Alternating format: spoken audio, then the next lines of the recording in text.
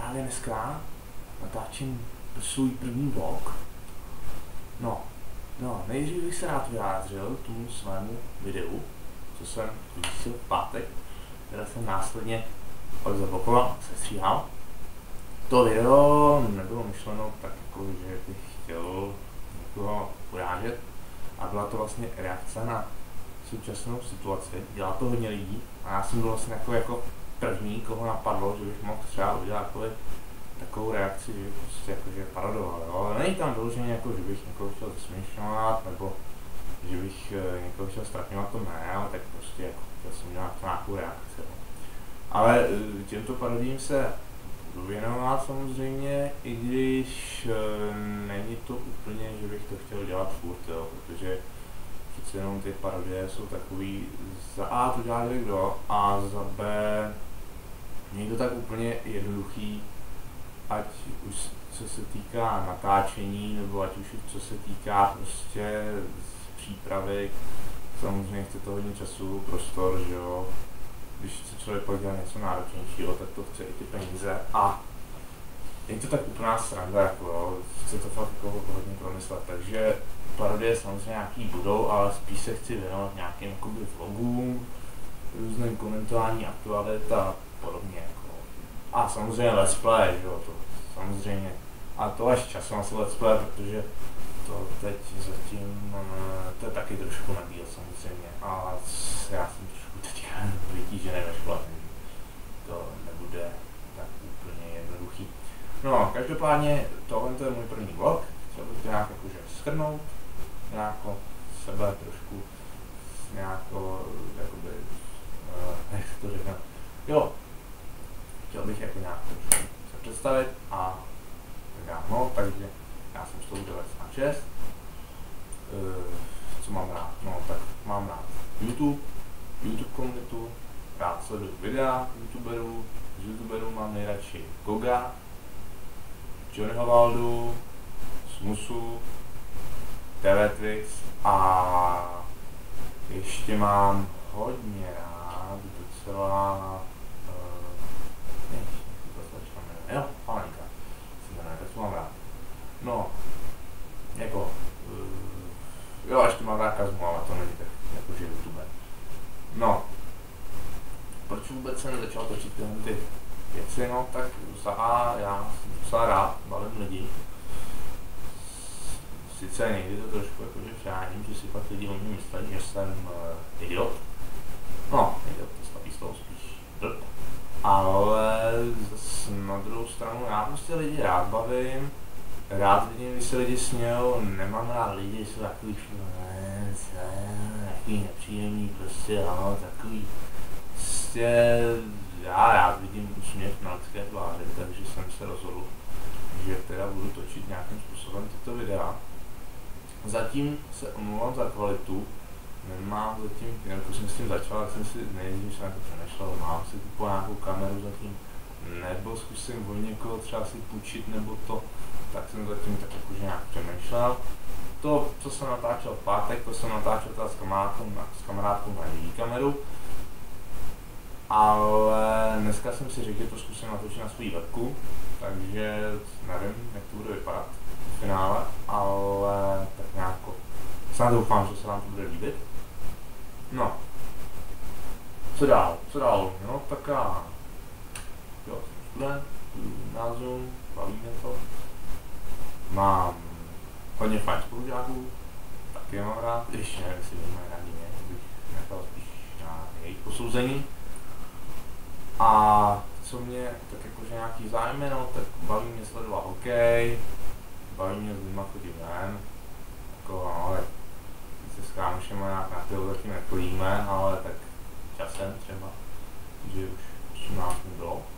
No a tak co mě ještě baví, jo, rád sleduju Top Gear, protože je hodně vtipný je asi James May, i když Jeremy Clarkson, ten má zase takový trošku černější a ostřejší humor, ale taky jako má dobrý humor a je to sranda.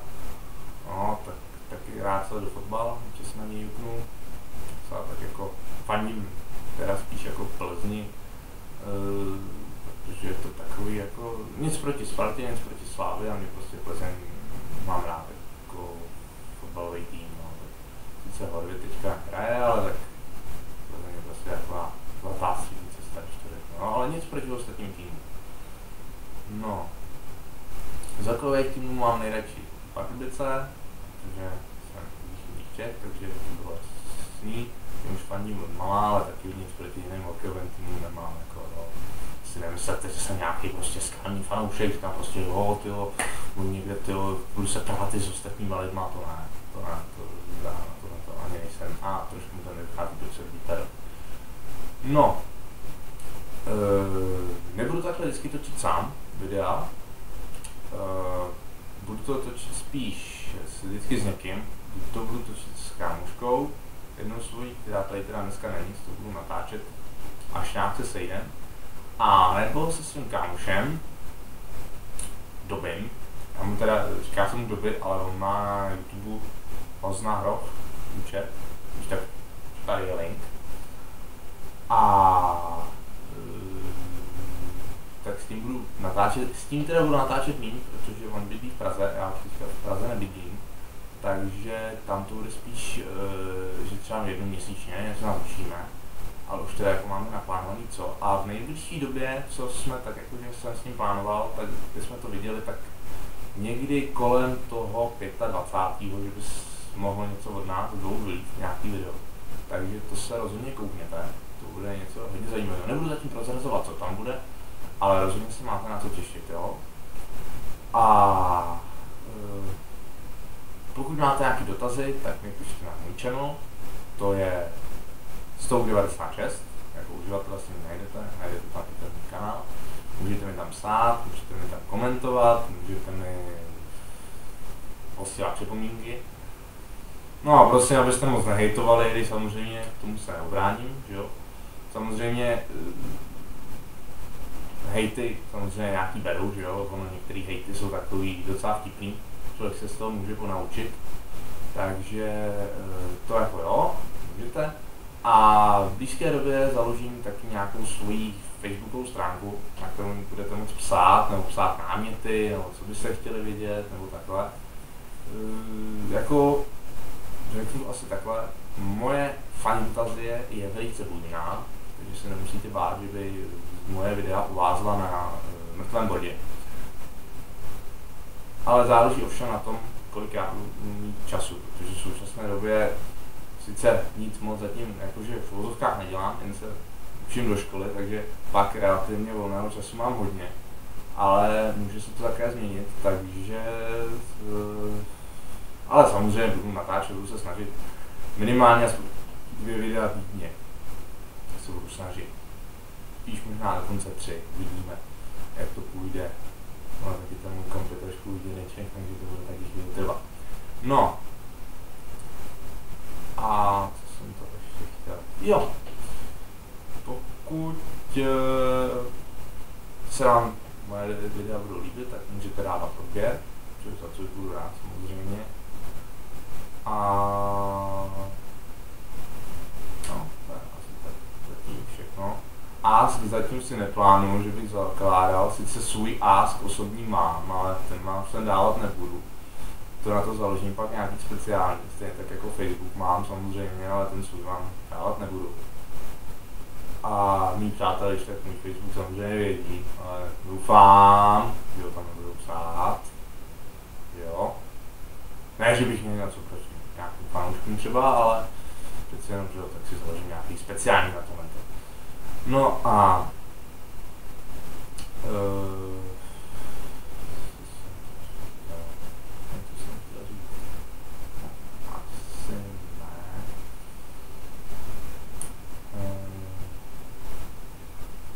co se týče toho Facebooku a Asku, tak to plánuju, že bych založil v průběhu nějako toho příštího týdne, ovšem nevím, rozhodně nečekejte, že to bude dřív jak ve středu.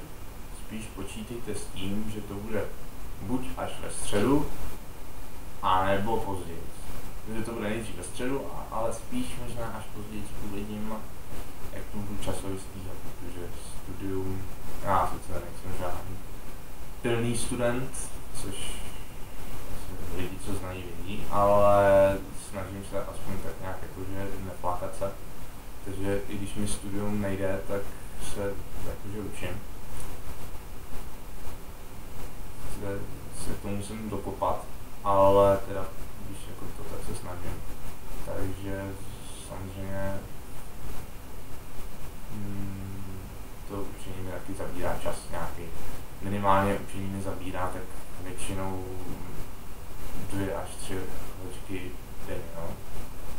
Sice to je takový jakože, ne, že bych celý ty 2 až 3 hodiny prostě jakože furt jel, jo, ale snažím se prostě nějak jako se na to soustředit během těch 2 až 3 hodin na to studium. No. No, tak to by bylo asi pro dnešek všechno. Já vám děkuji za pozornost. Veškeré dotazy posílejte zatím teda na ten YouTube do komentářů, klidně. A no, to je asi všechno. Tak jo, tak díky za pozornost. A